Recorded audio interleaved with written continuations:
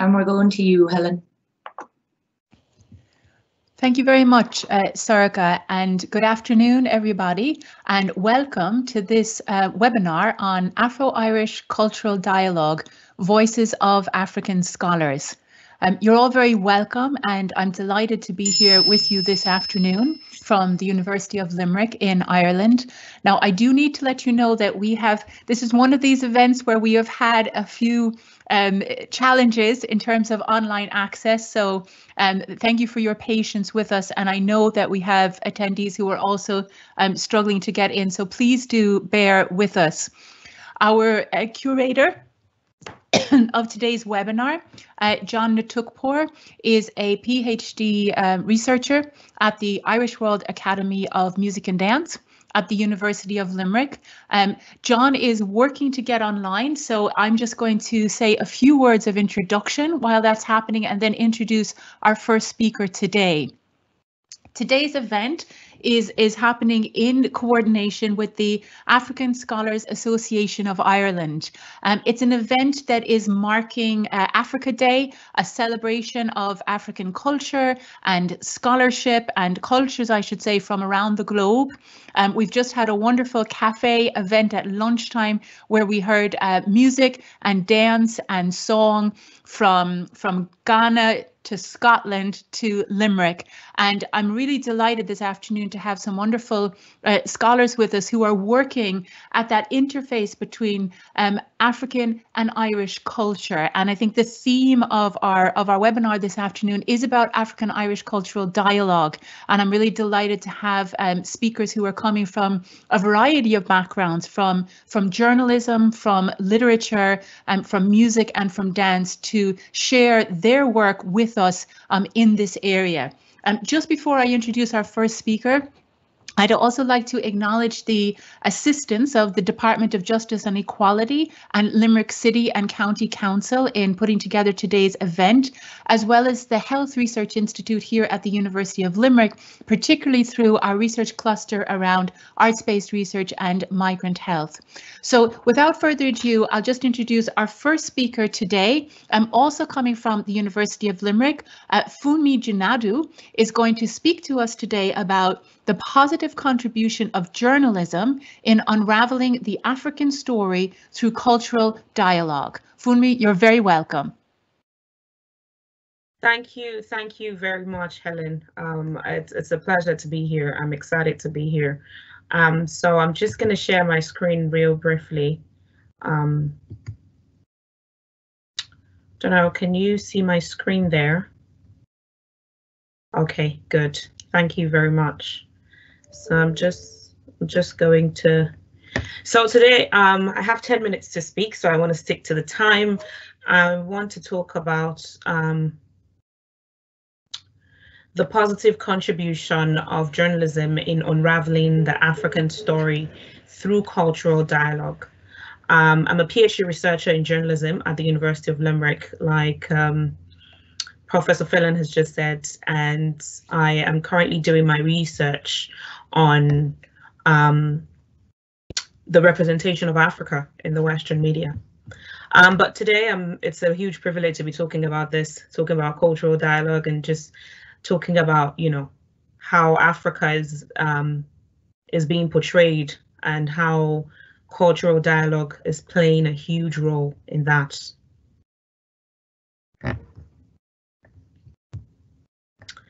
Now, looking at the next slide, I am going to be saying this quote from Chimamanda Adichie. She gave a talk. She's a Nigerian writer, and her famous TED talk on the danger of a single story is a very brilliant one, talking about Africa coming out to represent itself and tell its own story, and the power of storytelling in itself. She says power is the ability not just to tell the story of another person, but to make it the definitive story of that person. She said, start the story with the arrow of the Native Americans and not the arrival of the British, and you have an entirely different story. Now, start the story with the failure of the African state and not with the colonial creation of the African state, and you have an entirely different story. Chris Abani as well, also a Nigerian writer, where in his very interesting TED talk as well, talking about telling stories from Africa, he says, what we know about how to be who we are from stories, it comes from the novels and the movies, the fashion magazines, it comes from popular culture, it comes from dance, it comes from music. In other words, it's the agents of our imagination who really shape who we are. And it's important to remember this because in Africa, the complicated questions we want to ask about what all of these mean has been asked. If you want to know about Africa, now read about African literature, watch African dance, and just get involved with Africa. And he also says that there are no essential Africa. Truth is, most of us are just as ignorant. I'm African, and if you ask me about Zimbabwe, I would probably not have a clue what Zimbabwe is like, or what happens in Zimbabwe, or the intricacies of Zimbabwean culture. And so he says, just like everyone else, a lot of us are ignorant about the continent that even we come from, and yet we want to make profound statements about it.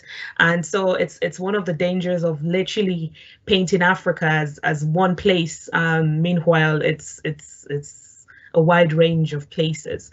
Now, talking about what's the role journalism is playing in telling African stories, it's really interesting because the media shapes culture, and it shapes perspective, and it shapes the way that Africa in itself or the world is being viewed. So whatever impression that we have about Africa at the moment is pretty much, dialed back into what we've seen from the media or what we've been fed through popular culture. Many scholars have highlighted the need for Africans to tell their own story. Speaking on the need for minority voices, the very interesting Spivak's work says, can the subaltern speak? And it paints an important picture of why people need to be able to tell their own stories. So this means that the international media organizations, as well as African media organizations, have come to terms with the fact that African stories need to be told through the African lens.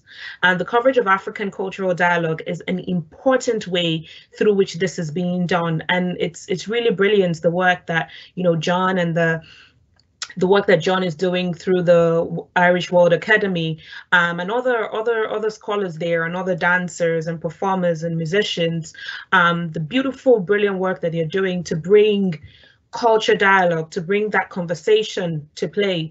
And what the media pretty much does is to cover it, to tell the stories. And it's important that these stories are told. So how is the media spreading this positive message about Africa? By telling the stories. It's pretty much that simple. If you looked at the BBC or the CNN, they are making, they're doing a lot more work these days to actually bring Africa to light in a more positive direction. So you would see stories around this Republic of Benin musician winning the Grammys, or conversations around African voices, and just from the CNN projecting African voices and giving them a voice through the media. Now, I think the most interesting one that happened very recently would be the Jerusalem dance, and how that just went viral thanks to social media, even traditional local media as well. Even here in Ireland, you would see, I was very delighted when I saw those videos of the essential workers in the hospitals and the Gardaí as well, going around and doing the Jerusalem dance. Now, this dance and the song itself comes from South Africa, and it's just it's just great looking at the impact that Africa had on the pandemic. It was one of hope and of joy and of smiles and of happiness. And that's what the media does. That's what, you know, social media can do. That's what traditional media can do. And that's what journalism does, giving a platform where people can actually express themselves, and just seeing that the role that Africa plays in the world is not always negative. It's not always doom and gloom from Africa. We brought joy, peace, happiness to the world. And, you know, this exchange of culture, this dialogue between cultures was really brilliant. And it literally lit up the entire world during the pandemic and just brought hope to the world. And there was no way it would have been popular if not for social media and even, you know, traditional media itself. And that is one of the things that journalism does, literally highlighting these things that is going on in the world and bringing it to play and bringing it to fore. Also, I just wanted to quickly highlight the work of this brilliant journalist who, what she does is tell stories. She tells stories about Africa and culture within Africa and kind of projects it to the world and kind of creates a platform where people can understand the similarities between cultures. I remember when I got into Ireland, I think one of the first things I understood when I got to Ireland was the similarities in cultures and the similarities in the way that we view ourselves. And this is what culture does, and this is what, you know, telling stories does. Because if you're able to understand the other person's culture and learn about them through the media, then you understand that you're just similar to this person, and there's literally very little difference between you and them. In conclusion, I'm not sure if I've gone over time, but in conclusion, I'm just going to end by talking about Komla Dumor. He's late now. He was one of the people in the BBC that made sure that there was more spotlight on Africa, on telling African stories. He started the Focus in Africa program on the BBC, and he was BBC's World News presenter. There is an award dedicated to him at this time from the BBC. And in his TED Talk, he's a Ghanaian journalist. He originates from Ghana, but identifies with the whole of Western Africa. And he says there is a lot of good news about Africa, but there has to be balance. His very interesting quote here says, "Until the lion learns how to write, the story would always glorify the hunter. It's not so much about what the media writes, but what you write about yourself."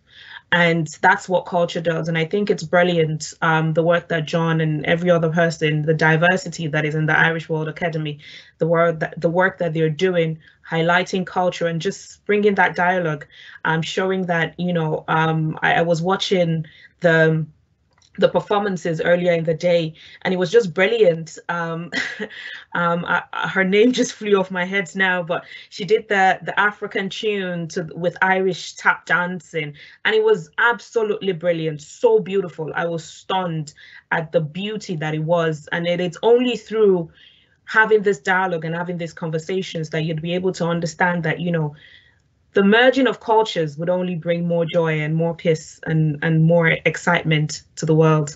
And yeah, thank you very much. And that would be it for me.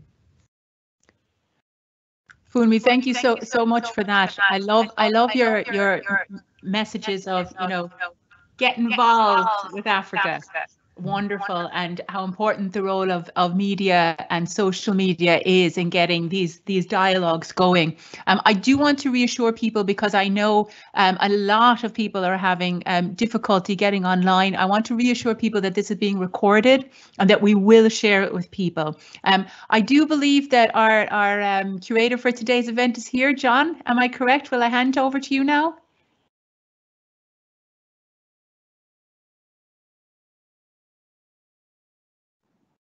Hi, Helen. I think his internet may have disconnected him. No problem. We're having one of these days. I can tell you personally, I've been disconnected twice, and my computer has said security threat twice in one day. So I think it's one of these days, and you know, it's a sign of the times we live in, that you know, it's just really wonderful that we can connect at all, and wonderful that we have the opportunity to record this and get this to so many people who aren't there. Fumi, we might come back for a little bit of discussion later on if that's okay, but I'm going to turn to Sandrine here now, and Sandrine is also joining us from the University of Limerick. And Sandrine's talk for us today is called Unsilencing Black Voices, the Role of the African Scholar in Ireland. Sandrine, you're very welcome. Thank you so much, Helen. So I'm just going to share my screen now.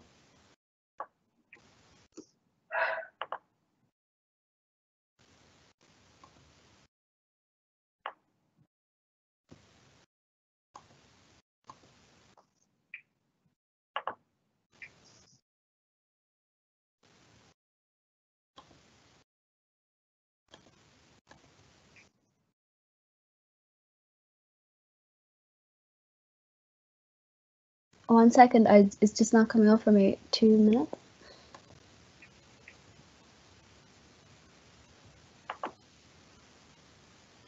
Is that coming up now? I can see your desktop. I can see what you're sharing, but I can't see if you're sharing your PowerPoint. Okay, I'll stop there and I'll share it again.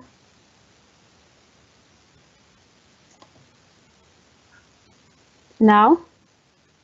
Yeah, have it there. Okay, perfect.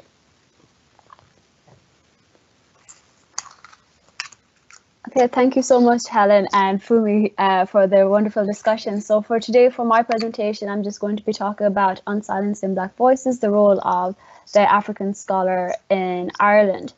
And so just before I begin, so just briefly about myself. So my name is Sandrine Owasindahiro, and I'm a second-year PhD student in the English department in UL.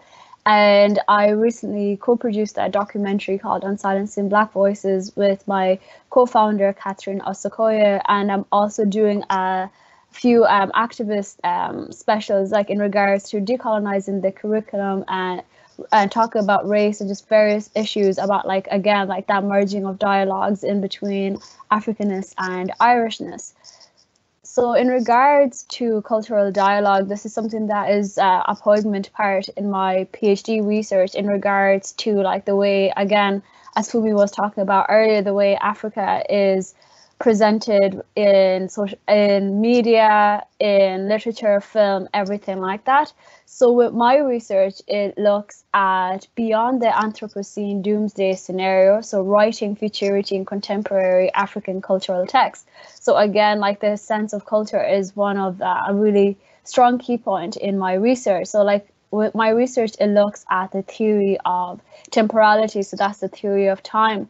And again, it looks at how Africa is presented and perceived in that regard. So there's that notion. I look at the notion by an earlier thinker, Hegel, who always describes that Africa is, like, stuck in a childlike state of existence where they're always constantly catching up to the West. So this is seen through any form of film or literature, where again the African is always described in this really primitive stage of infancy, where again they're always trying to catch up to the West. So this is why they're seen as barbaric, backwards, and this is something that we saw in earlier colonial writings to travel writings till 2021. We still see this aspect of it. So my PhD focuses on this concept of futurity and considers, like, how are Africans interacting with time, because they've interacted with time throughout forms of prophecy, storytelling. So I think, again, it becomes really, really important when looking at it from a cultural perspective.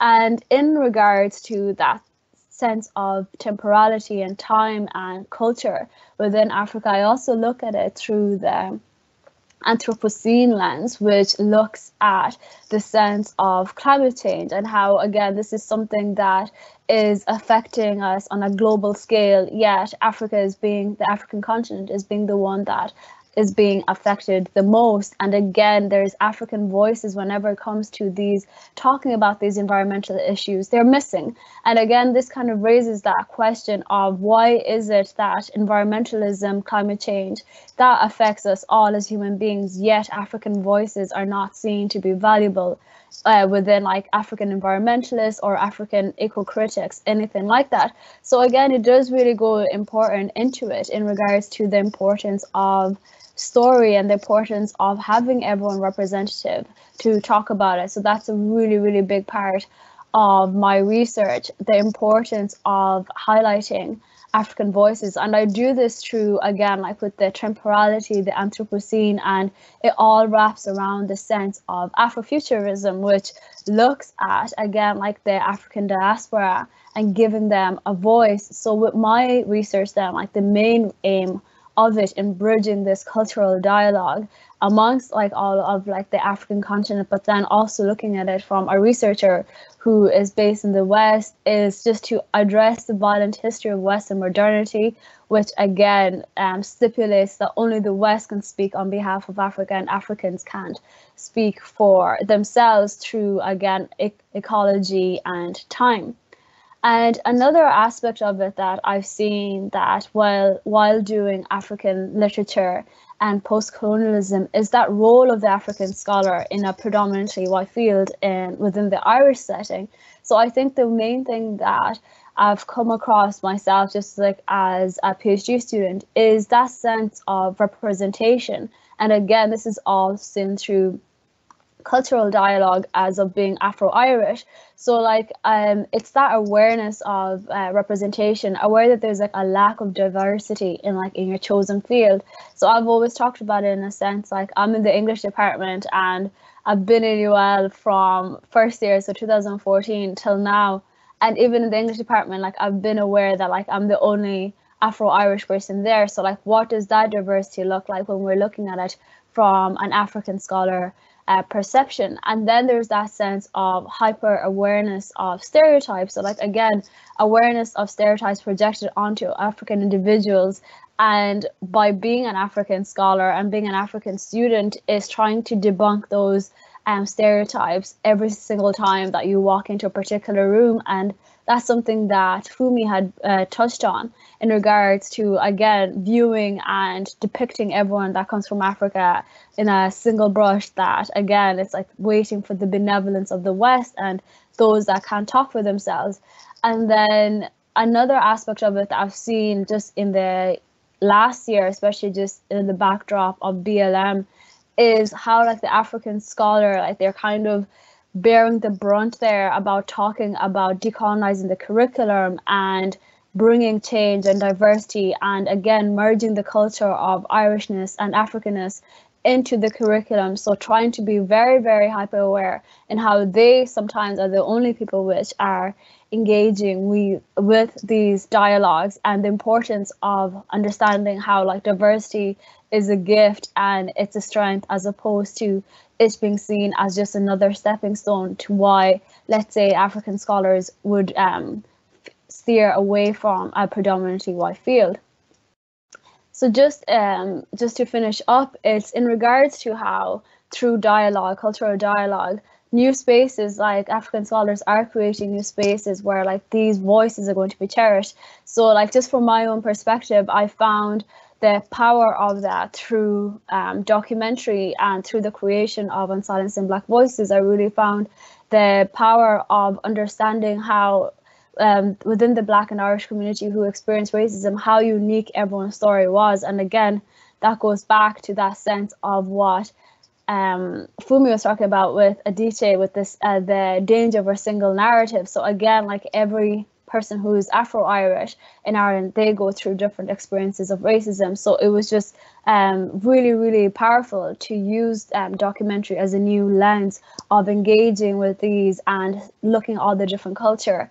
And then I also found that within cultural dialogues, the importance of writing and, again, centering African voices. So again, this kind of goes back to my own research with Afrofuturism. So like with that, I co-founded Unapologetic, which talks about like the social, cultural, while highlighting the cultural richness of the heritage of all the different ethnicities and minority voices within Ireland, and bringing them together to just start talking about the changing nature of the Irish identity. So like there is power in again, like seeing that difference with dialogue and understanding the importance of merging all the cultures together. And like I can see that that's the best way to move forward when it comes to understanding the changing nature of the Irish identity. So yeah, thank you so much. Sandrine, that's so wonderful. Thank you very much. And you know, there's a question that's on my mind that actually I'd like to ask both Funmi and yourself, you know, in the context of what you've shared with us today, and you know, coming from your own perspectives in journalism and in literature, I'd like to ask you about this idea of Africa Day. You know, this day that now we're celebrating today on the 25th of May, and I'd love you to unpack that a little bit for us to, you know, maybe even problematize it. What are the opportunities that a day like this presents? And then, you know, both of you referred to that, you know, the danger also of kind of creating this kind of blanket idea of Africa. So Funmi, I might turn to you first, and you know, from the point of view, as you said, from media representations, and is Africa Day something that is valuable, useful, or problematic, or both? I'd like to say it's a little bit of both. I think it would be ideal to say it's a little bit of both, because you know, the idea of projecting Africa and coming out to say, you know, there are Africans here and they're to be celebrated is a brilliant one. It's a really good initiative. But then again, like you say, just boxing Africa into saying Africa generally, I literally cringe when I hear people say, oh, I'm from Africa, or that is from Africa, or they do this in Africa. Because when you say they do this in Africa, actually not all of Africa does whatever it is that you're saying, because there's so much diversity. Africa spans from Morocco to Egypt, and you know, and back to Nigeria, you know, so it's and you know, there's also Rwanda and Somalia, and it's huge, you know. So just this idea, but again, it does kind of answer the naivety. It fits into the, you know, people are naive about what to expect. So to draw them in, maybe it's to use a language that they understand and say Africa. And then when they're in, it's now left to us to explain to them that, you know, this idea that you have about the continent, you know, you need to relearn and re-understand what this concept actually means. But I do understand from the concept of making it, you know, Africa Day, because a lot of times people, it's a way to kind of reach out to the people who don't really have understanding about the continent.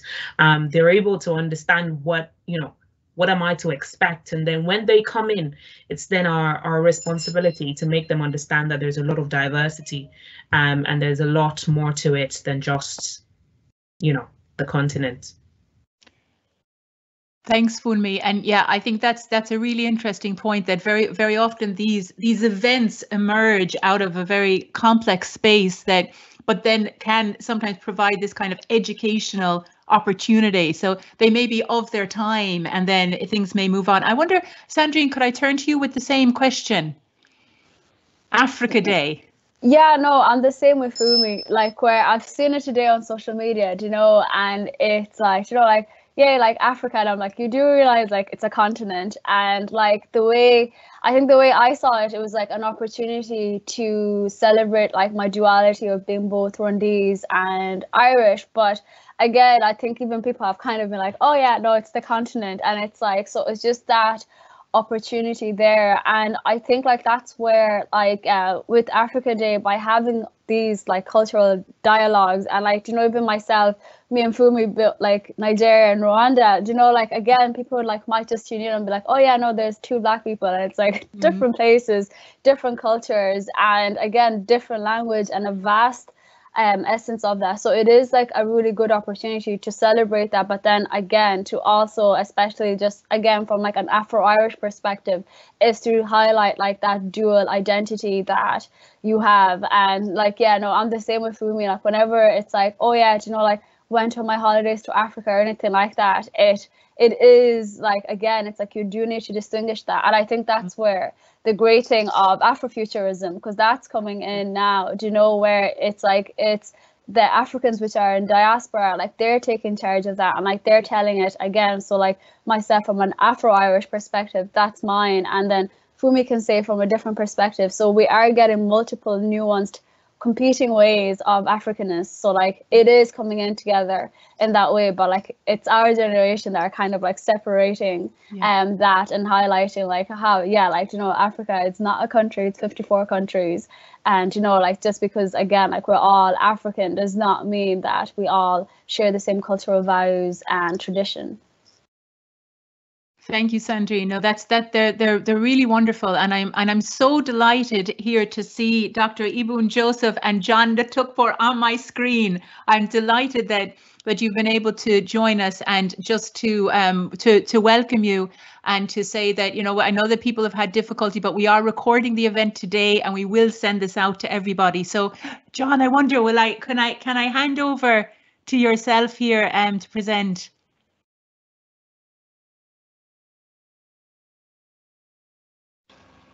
Hello, can I be heard?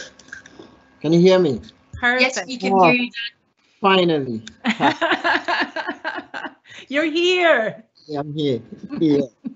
Anyway, yeah. Anyway, thank you so much, and apology for the late come. I mean, like, it's a technical issue, and I appreciate the efforts bringing me on soccer. Yes. My presentation is Afro-Irish Culture Dialogue, of course, the general presentation, Voices of African Scholars. And I am looking at the resilience factor in culture dialogue through the arts. And this presentation forms part of my chapters in my dissertation, PhD dissertation. And I'm looking at what we do or what we have to do to get there. It's really difficult moments, I mean, as Africans, when we come to this part of the world, struggling through from academic all the way to financial challenges, accommodation and all that. So I want to see how I can put that into a story, into how this comes to play a role when you put it into the arts. So for instance, this presentation I'm going to do, or the chapter of this presentation, talks about how we came this far in presenting this performance. It was through resilience, it was through difficulty. Apart from the culture shock and culture challenges, one of the biggest challenges was the pandemic era. I mean, the COVID-19. We had to go through rehearsals, backdoor in our homes via Zoom, and also no access to the building or the performing art center, and we have to go through this resilience, and it's difficult. But at the same time, the positive aspects that it brought to this presentation or this chapter is that it brought us together, and that is one thing I have learned out of this resilience process. It brought us together. So when we were on the street, when COVID wasn't here, we were doing things busy on our own, trying to relate to other cultures. But through this performance, I can see the African community coming together. Can we go to the next shade, please? Next slide. So when you look at this performance, I would like to quote one statement from Innocenti. He says, culture dialogue, which is a key concept of my presentation, and he said, traditional understanding of culture emerging from the identity building of nation states in Europe in the 19th century are no longer adequate in discussing culture in the contemporary world. Migration is one of the primary challenges to a static view of culture. Culture is now better understood as a complex series of flexible networks and partnership. So when we look at cultural dialogue, we are not just looking at migration, we are not looking at movement, we are looking at the people, what they do, their contributing factors into the community, and how we accept them into the community. So when you go to places like UK or the USA, it's really spreading. There's diversity. Diversity is growing because they are appreciated.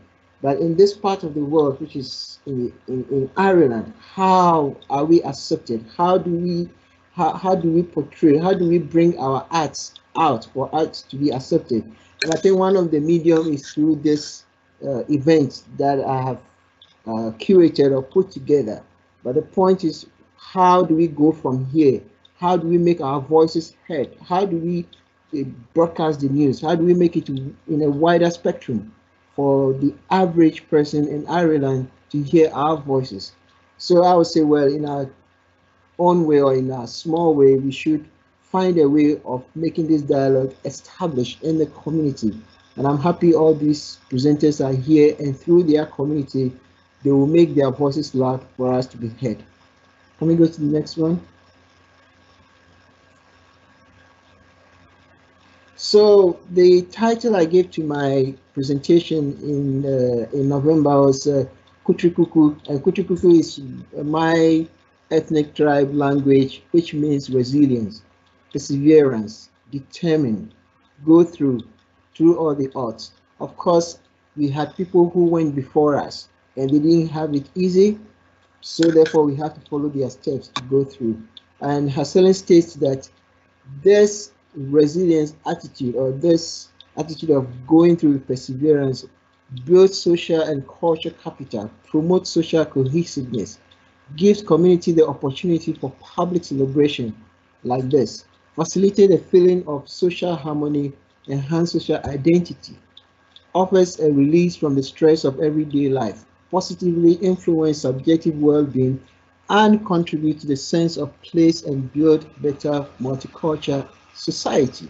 So when we do all this, when we bring all this, it brings us all these factors that we have outlined through Hasileni, that it will bring us that identity. For now, when I'm on the street and I'm walking, how I know, of course, we are Africans, but how can I differentiate between the Nigerian and then the Ghanaian, the Rwandan from the Ethiopian? How do we? But in my practice, it is the dance and music that will give that identity. Therefore, when you look at the second picture, you look at a performance, which is the Gahon performance.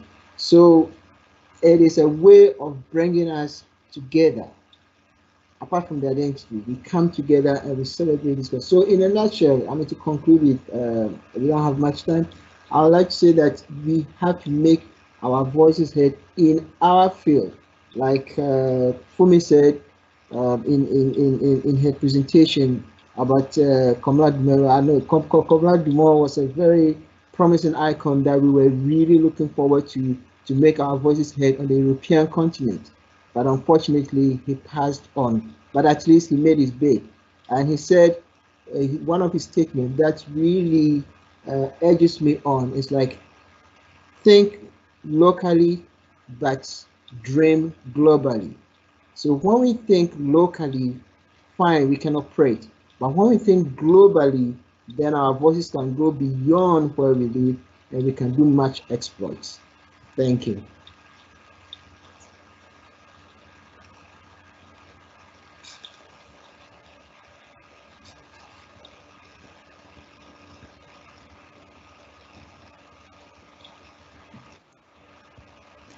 That's really wonderful, John. John, do you want to take over the chairing of the remainder of the session?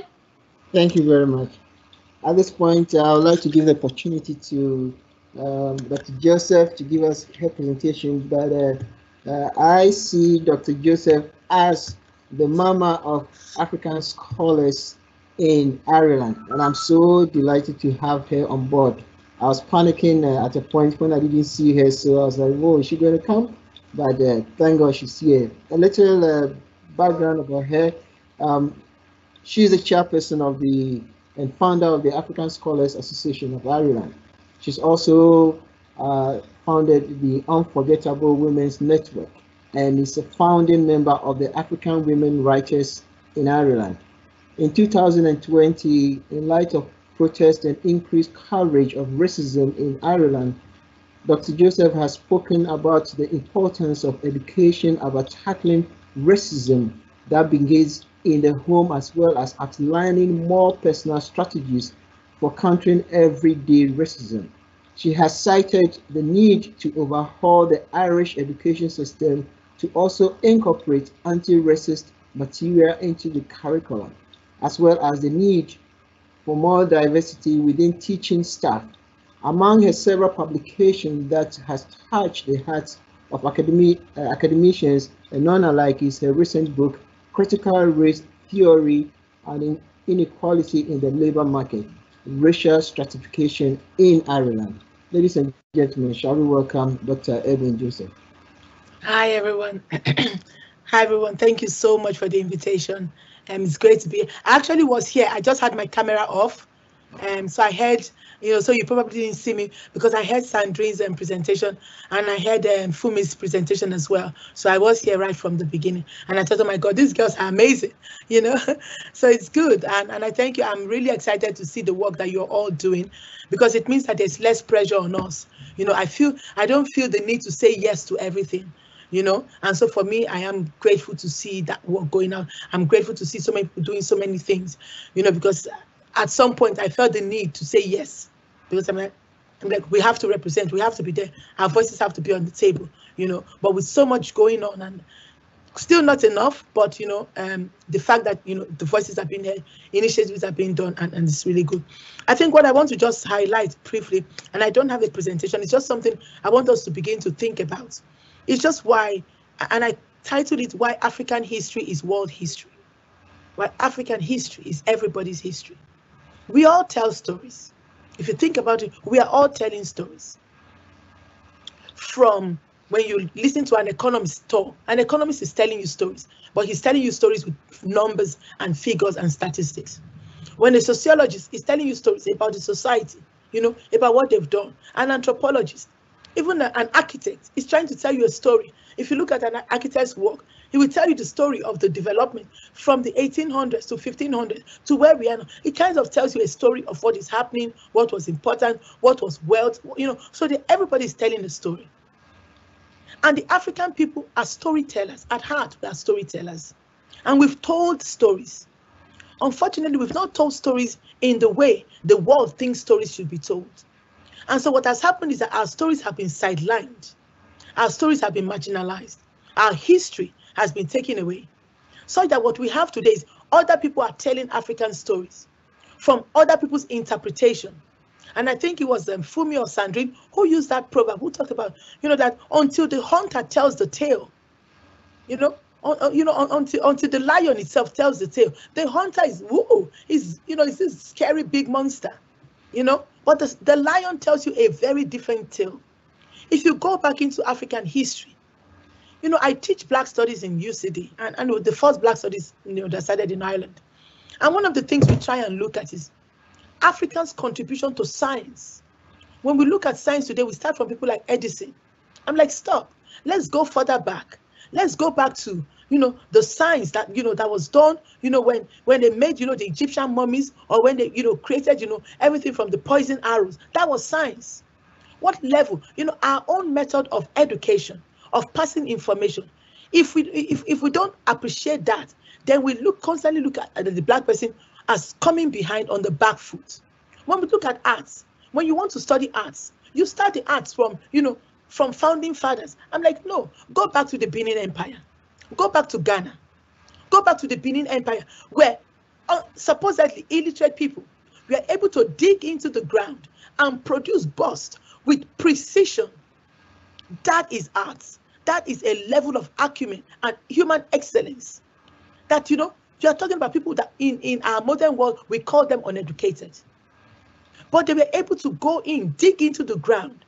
Look at the Benin Empire. And you look at all the artworks are everywhere today, in UK, in France, in the US, in the Penn University. All of those artworks are there till today. And so when we start our history, when we start our education system, by not highlighting all of these things, we should change not just the Black history, we should change world history as well. When we look at things like even the map, the Mercator map, to see that the Mercator map is wrong, yet we still continue to use that to teach. And so we said that history is not distorted by mistake. It is distorted deliberately. It's a deliberate distortion. It was done deliberately. What's his name now? John Henry Clark's. He said that history, while history is not everything, it is the map. It is a human cartography that shows us not only where we have been, but where we must be. That's why I really believe that history is important. Because whoever controls the narrative, how our history is told of yesterday, they are the ones controlling where we are today. They are the ones controlling what is happening in our lives, in your life, in my life. What is seen as valuable, what is seen as important. What is on the map, what is not on the map. What is in our curriculum and what is not in our curriculum. Because of who controls the history of yesterday. So we need to begin to look at how is that history, the African history, being told today. Because if we don't control how it is told today, we are ultimately disfiguring tomorrow. Whatever we are all doing today is feeding into tomorrow. We cannot wait till tomorrow to do it, because tomorrow will be a product. Today we are giving birth, we are birthing our tomorrows. And so if you and I, as African scholars, if you and I don't occupy our position, and if it's just enough for us to, hey, I'm earning, I have a big job, I'm earning, it's not enough, because we reproduce that same history of marginalization, of inequality. So it's really up to us to begin to occupy those spaces. But in countries like Ireland, where our population is 1.2%, 1.4%, very small population. That's why we need our allies, we need the education system, we need everybody to totally be on board. Because we cannot change it. You cannot change it from the outside. So if you look at the academy, if we don't have Black scholars within the academy, we can't change it. If we don't have enough people learning about it, you go to your classrooms, they teach you things that are just absolutely wrong. You can't change it. Some students come back and say, this is what my supervisor said. This is what my professor said. I'm like, where did they get that from? They say university, their learning outcome for their master's program is that the learning outcome is you will understand why Africa continues to be the poorest continent in the world. Like, how is that a learning outcome? I'm not saying a bad university, a proper, well-recognized university. I've said it many times, and I think it is as at January this year, it was still on their learning outcome. January 2021, a third level university in Ireland has that as a learning outcome. So we talk about where we learn racism. This is how we learn racism. Carter G. Woodson, who we cite a lot, he talks about the miseducation of the Negro person. He says that as a Black person, you must first go and learn your history. I put my hand up. I'm one person who hates history. So it is a shock. I'm like, oh, what's wrong? What's happening to me? I've been zapped. So I feel like I've been zapped. I totally hate history because I feel you're thinking about the past. Like, I'm a motivational person. Right? I feel focus on the present, focus on the future. But if you don't know what happened in the past, how do you have a map to where you're going to the future? You understand? So I had this misguided, big-headed kind of thing that, no, forget about the past, just focus on the future. The past is important. The past is how we got here, and it's how we are going to get to the future. It shows us what we need to avoid. It shows us what our strengths are. So when I'm teaching Black studies now, I don't teach about explorers, I teach about exploiters. They're not explorers, they went to exploit. I don't teach about slaves, I teach about the enslaved. So, you look at, so you understand that history. Because when I change it for my students, then when they go out, they don't see this big, ginormous, Cecil Rhodes or anybody. They see exploiters who went and exploited Africa.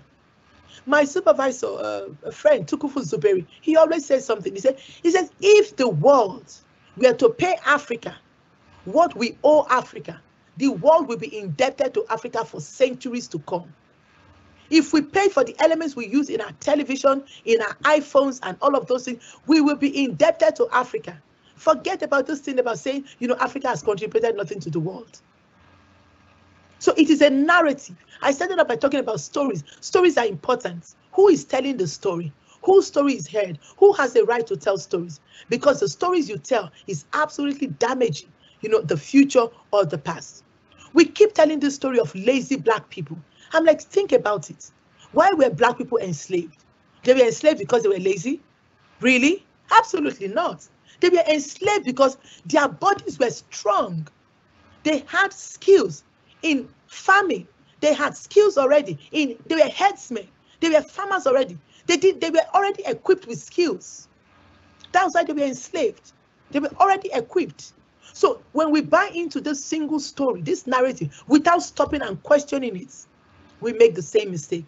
So when Kataji Wilson talk about that Black people should learn Black history, I add to that. I say, not just Black people, white people must learn Black history. Because if as a white person, you don't learn Black history, you have a distorted history. You will continue to produce racism. You will continue to perform racism. You will continue to believe a lie, a half story. In fact, not only a half story, a quarter story. You know, so it's in all of that we must begin to challenge, you know, some of these inequalities. So it is who is telling our stories, who has the right to tell the stories. You and I, we have a part to play in whatever small point we can. And that is what I encourage everybody, all my students. The one thing I always say to them is, you must find your voice. Your voice is your power. We don't fight by punching. We resist. 21st century resistance is in how we can speak up, how we can write, how we can change the narrative. Because remember what I started from, whoever controls the narrative of the past, they control the present, they control the future. So our job today, our commission today, just like John, you're doing right now, is changing that narrative. Sandrine, Fumi, you're all changing that narrative. And that's the work that must keep on going on. But we need a buy-in from people at the top. We need to buy in from our education system to ensure, you know, that our schools, our colleges are able to contribute to these narratives that we have. Some people say, oh, you know, we can't start from primary school. I said, but 5-year-olds perform racism already. If they are not too young to perform racism, they are not too young to learn about it. If they are not too young to call somebody slave, then they are not too young to learn about it. We are teaching them, but we are teaching them the wrong things. We don't want to teach them the things that they need to learn. So we need to make sure that we teach them the right things. So really, really, but I think that's just for me what I really want to try and share with us today, just to applaud you for the work that you're doing and to say, keep on. Sometimes it can be a lonely road. Sometimes it can seem like if you're hitting your head against the wall and nothing is happening, but we just have to keep on. You know, they say in Africa that how do you eat an elephant? It's one bite at a time. We are all eating this ginormous elephant. We are eating from different angles. Let's keep going. We will meet in the middle. We will somehow meet this elephant, we will eat it in the middle. If we look at the big elephant, we'll be overwhelmed. But we are doing the job. Let's keep hitting at it. You do the little you can, you do the little you can, and it all comes together and culminates in a successful job. So well done on your work and the work you're curating. I just look forward to seeing the end of all of this. Well done, everyone. Thank you so much, Dr. Ebon, the mama of African Scholars Association of Ireland. There is this saying in my ethnic language that goes like this: Nunya adidwe asime tunio, which means knowledge is like a baobab tree. You cannot entangle your entire hands around it. It's huge. Therefore, we appreciate the knowledge that you have impacted in this program. And I'd like to continue. We have just 5 minutes to go to see if we have some questions that we can throw to our presenters so that they can answer.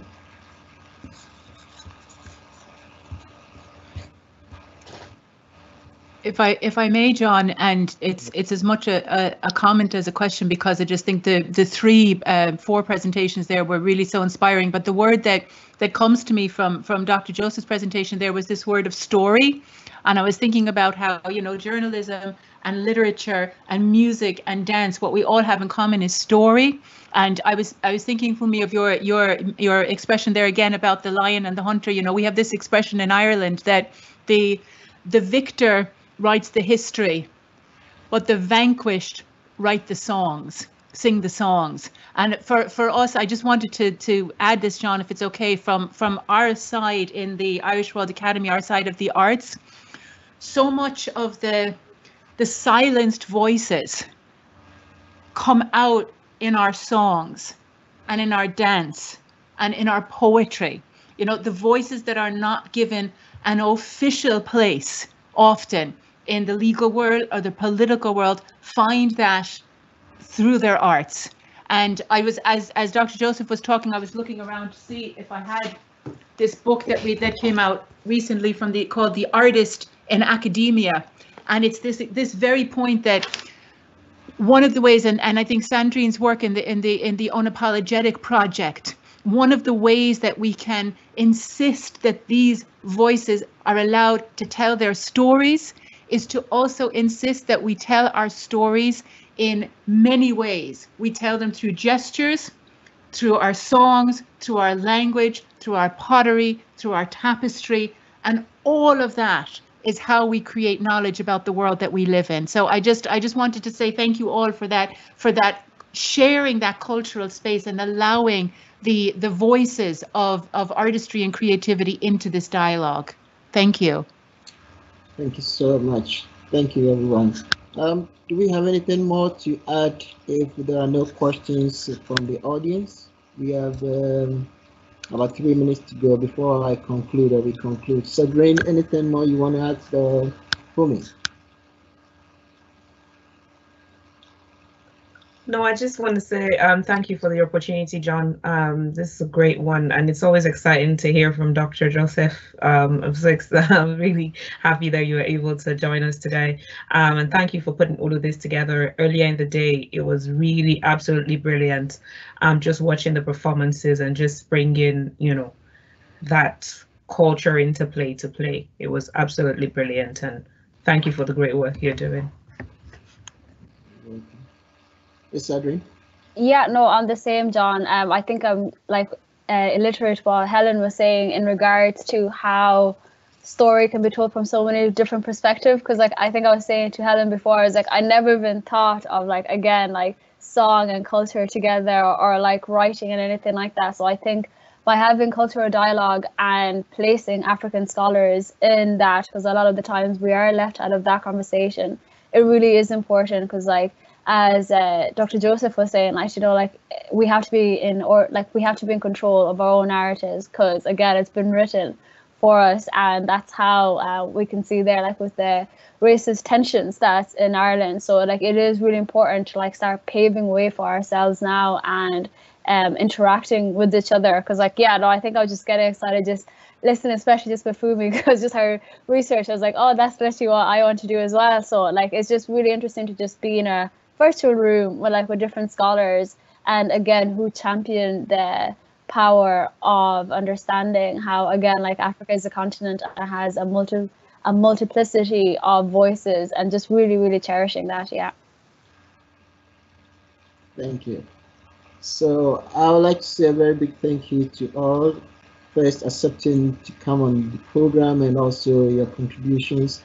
And we will not end it here, we will not stop here. The work must continue. This is just the beginning. Like Dr. Edwin said, we have to be experts, but not explorers, so that we can continue to give more exploits in our field. And I hope next year around this time or before this year, it is my wish that University of Limerick, this is unofficial, but I want to put it here, it is my wish that University of Limerick will host this year's African Scholars Association Conference, which is coming on in December. That is my dream. So let's work hard towards it, and hopefully we shall tell our story in a broader spectrum. Thank you so much for coming, and have a blessed day.